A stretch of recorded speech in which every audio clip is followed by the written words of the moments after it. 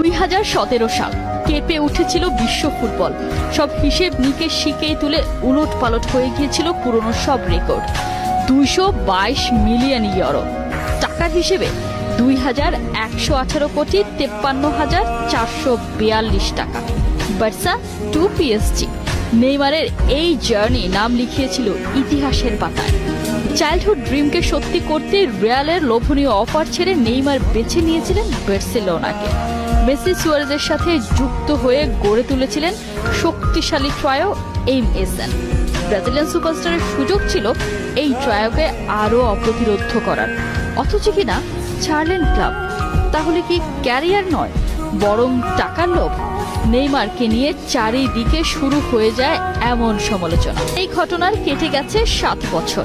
সেই Neymar PSG ছেড়ে পাড়ি দিয়েছেন সৌদি আরব। প্রশ্ন হতেই পারে, এত বছর পর আবারও কেন সেই আলোচনা?